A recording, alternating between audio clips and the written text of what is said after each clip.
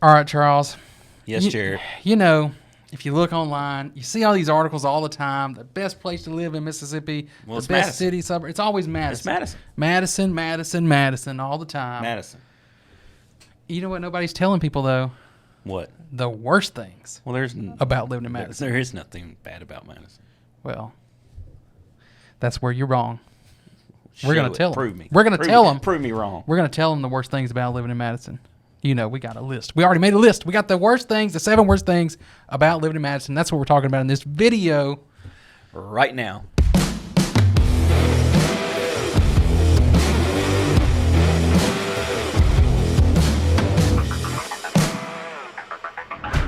What's up, everybody, and welcome to yet another video here on the Living in Jackson, Mississippi YouTube channel. I'm Jared Laster. And I'm Charles Lacey.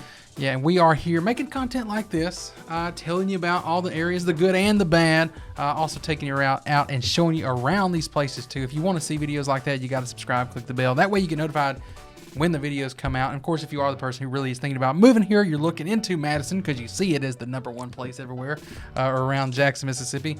If you're really thinking about moving, take it one step further. That's right. You got to give us a call, shoot us a text, or an email, or break out your megaphone so we can make your move to Jackson so much better. Whatever it takes, you got to get in touch with us. We can't help you if you don't get in touch. But anyway, y'all, that's right. We're in this video. We're talking about, we got a list. We got 7 things, the 7 worst things about living in Madison, because you see the good things everywhere. Okay, everywhere talks about the good things, man, and there are. It's okay. In fairness, I'm not harping on Madison. I don't hate Madison. Madison is a great place to live. You got a good location. You know, right on the interstate. Mm-hmm. You're close to the reservoir. You got some up and coming new shopping things, some local boutiques. I mean, I could go on, and plenty of people do. To eat. Right. So there's plenty of good things about Madison, but what about the worst things? So we got our list. #1, Charles, lead us off here. What's the? I guess this isn't the worst thing, but the first thing on our list. Well, Madison is not a walkable community. Yeah. They're doing some things to kind of help with that, but it's still a work in progress. And, you know, there's a lot of these new things, and coming up there, they've got the Madison and Maine project. They've got the villages. There's several little new developments coming up in the city of Madison. Well, the villages is already happening. They're already building houses in there. You got Half Shell Oyster House right there, a great restaurant, by the way.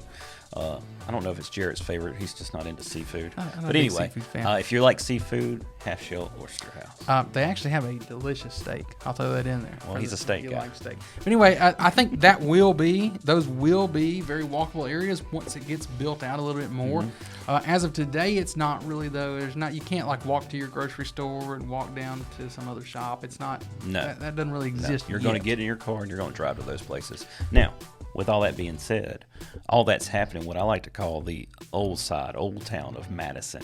So you got that older houses, older structures that are right there that they're trying to restore and keep as well. So it's going to be really nice once it all comes to fruition.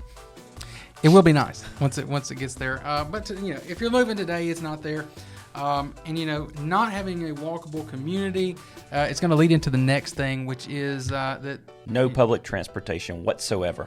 Yeah, I mean, if the only public transportation in this entire area is in the city of Jackson, and that's J-Train. It's J-Train with the bus.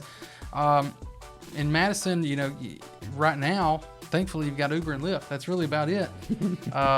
You know, before Uber and Lyft, I don't know what you did. I guess you got on the bike. Yeah, you got on the bike and no, you got on a horse. Yeah. I don't know if it's that far back, but yeah. Basically, though, there's no public transportation in Madison. No. You're gonna pretty much need a car to get around. Mm-hmm. If you don't have a car, you're gonna have a pretty tough time. We can recommend some more walkable areas to you, but Madison ain't it. No. All right, so not very walkable. Don't have a lot of public transportation, but let's say you get that car, and now what are you dealing with? Well, if you don't work in the city of Madison or right there in the Madison-Gluckstadt area, you got that commute back into the city. And, you know, if you're commuting back in, you've got Ridgeland people, you've got people in Gluckstadt, you got people in Canton, all trying to come into the city during rush hour. So that commute's going to be a little longer when you live in Madison. So you're coming down through Ridgeland if you're doing that. If you're going down to Jackson, you also if you're out, you know, a lot of the neighborhoods within Madison are out like off 463. which is a 2-lane road, for a lot of it out there. So, I mean, that can get congested.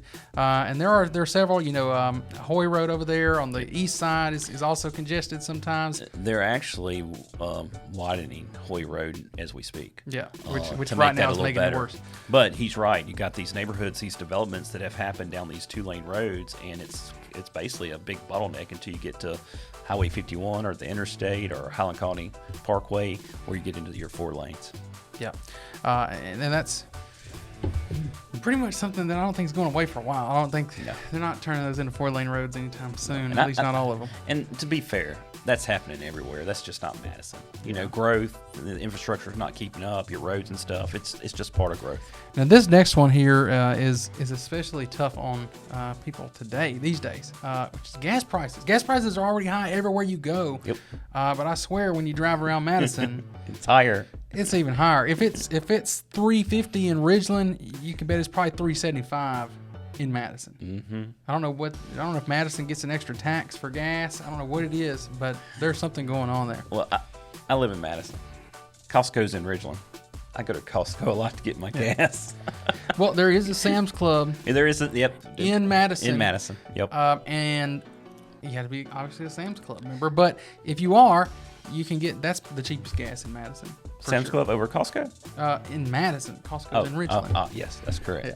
Sorry. So if you like Costco, you got to drive to Ridgeland. There you go. There's another bonus. I live in Madison, but I have easy access to Costco, so I'm used to going there. But like you said, it's in Ridgeland. Yeah. So if you are moving to Madison, we haven't turned you off of it yet. You are going to be looking for where to live. I know a lot of people, obviously, we don't deal with a lot of rentals, but some people are looking to rent either long-term or short-term. We do get the people who want to rent short-term while they look for something, especially you want to live in the community that you're going to be buying a home in. And if you're doing that in Madison, you're not going to be staying in an apartment. No apartments in Madison. None whatsoever. Yeah, you're either going to Ridgeland or you're going into the county north of Madison. There's an apartment complex there. But if you want to stay close to Madison, that's your only options other than, renting a house or Airbnb. Yeah, I mean, and I looked. There's not a ton of Airbnb options either. There are a few, but there's not many. Are they true short term or are they longer? I'm just saying there's Airbnbs. I don't know if they'll let you stay for a month even. I don't even know if there's actually full on Airbnb rentals. I think the ones I saw were, at least the ones I saw at the dates. I didn't go real deep into Airbnb, but it was just like a spare bedroom or something where you could come stay. Gotcha. So I wonder. This is getting a little off subject. I wonder if there's a regulation, city ordinance for that. I don't know. That might be a subject for another video. Yep. But for now, there's no apartments. Now, if you do want to buy a home, you've got a pretty decent range as far as price-wise in Madison. But if you want something, especially on the more affordable end of the spectrum, in the city of Madison, you're most likely going to be looking at older homes. That is correct. That's correct. There's one that just hit the market today for $205 in Tidewater. Older home, been updated, really nice. But with that, older homes, you might get some foundation problems. And that's just not Madison, but that's just part of having an older home in Madison. But it's the whole area that could be a problem. Yeah, anywhere in this area, especially with the older homes, you're going to see the foundation. You've also got the other, I guess, the stuff that you get with older homes anywhere, just general maintenance, things that need to be fixed and replaced and upkeep, So you got that going on. That's correct. And then finally, the last thing on the list, if you don't want to deal with all that, you want a nice brand new home in the city of Madison. What's the lowest price you can get one for right now? I like new. I really like new, but I did end up buying an older home. But to answer his question, you're looking at the upper 500,000s for the city of Madison for new construction. That's in one neighborhood. That's in a neighborhood called Fontanelli. After you leave Fontanelli, your next best price that's currently on the market or went pending is $685,000 and up from there in the city of Madison. Now, what's driving those prices? Well, the minimum square footage is 2,800 square feet, so that's keeping the values high.